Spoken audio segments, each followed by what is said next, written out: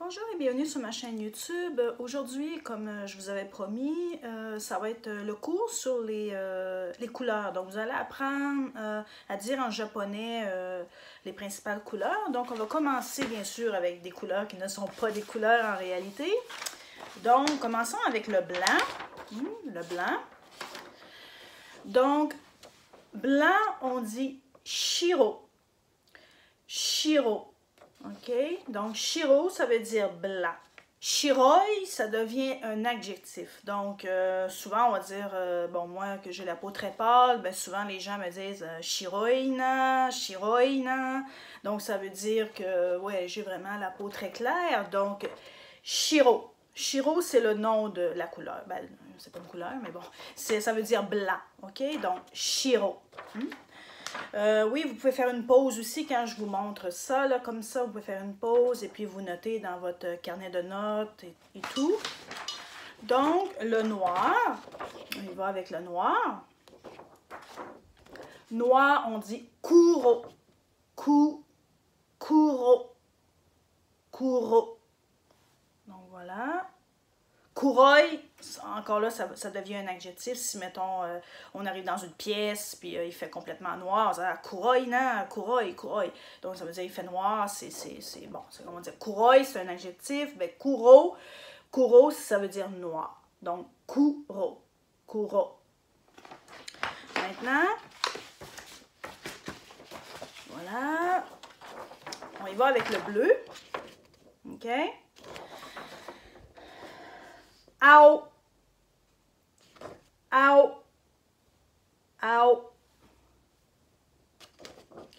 Faites attention, comme je vous ai expliqué dans la première leçon, bien souvent les étrangers, surtout chez les anglophones, parce qu'on prononce beaucoup le H en anglais, parfois ils vont confondre, puis au lieu de dire ao, mettons ils veulent avoir acheté quelque chose ou ils veulent quelque chose qui est bleu, bien souvent ils vont dire aho, aho.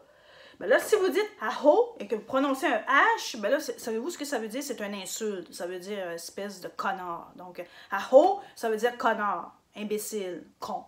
OK? Donc, faites bien attention parce qu'en japonais, si vous n'avez pas la bonne intonation, ben, ça change complètement la signification du mot.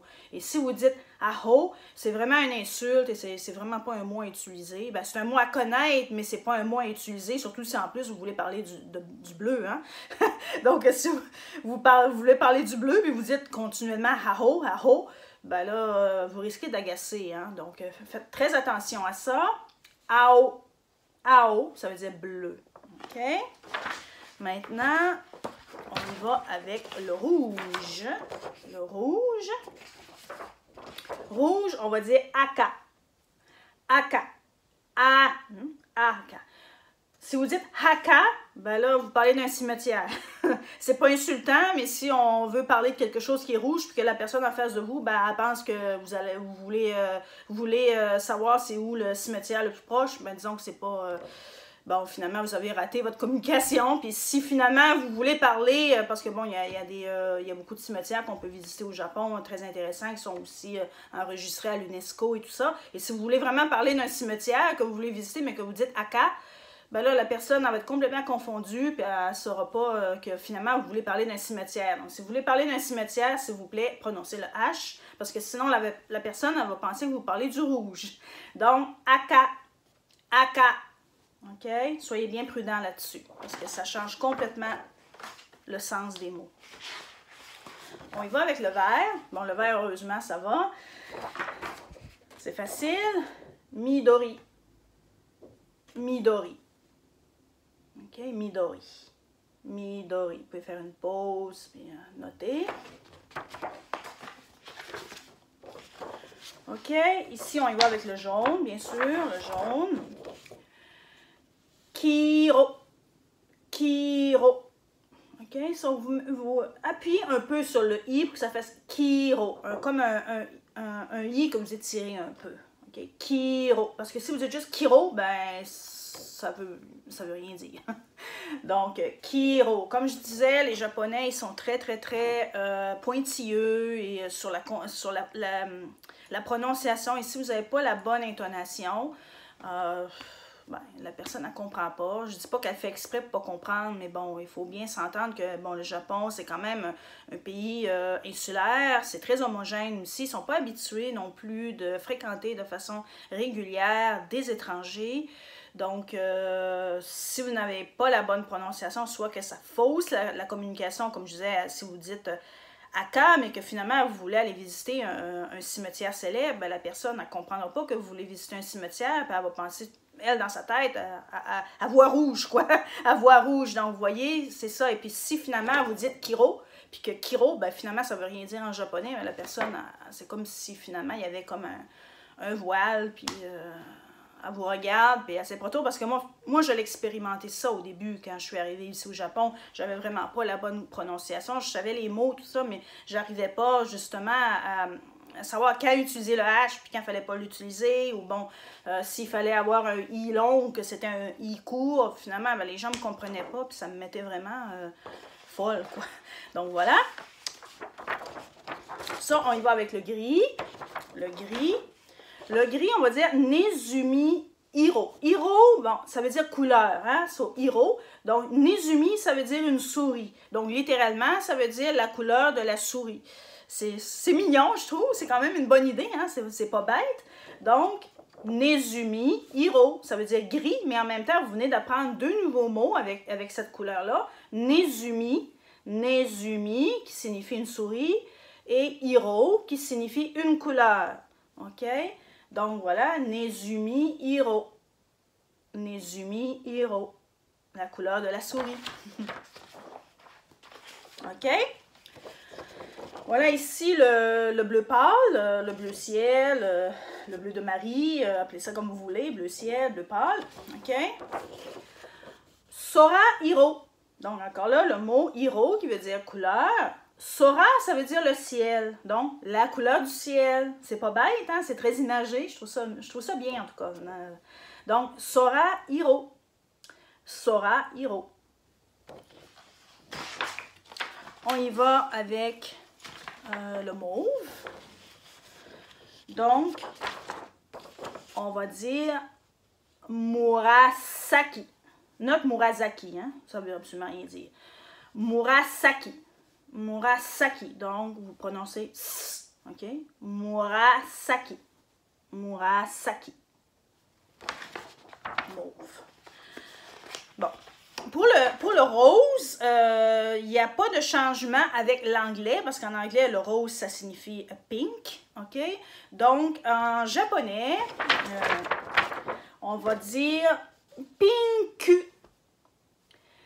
Pinku.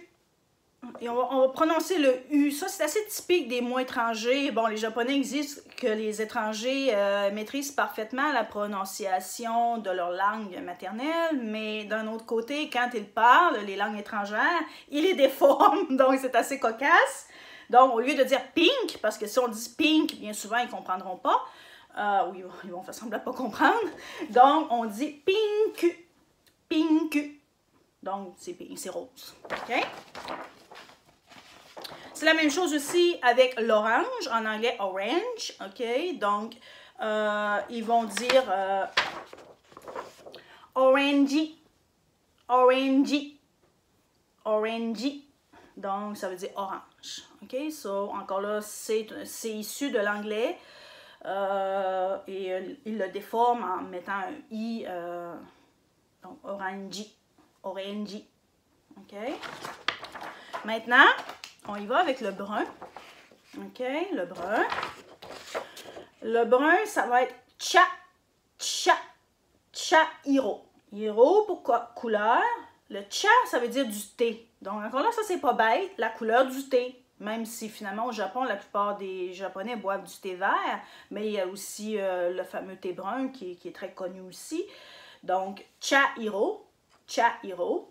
OK, qui veut dire littéralement la couleur du thé. OK? Donc, cha hiro, qui veut dire le brun. Maintenant, le turquoise, ça va devenir mizu hiro. Couleur, mizu, qui veut dire eau, de l'eau, du liquide, de l'eau.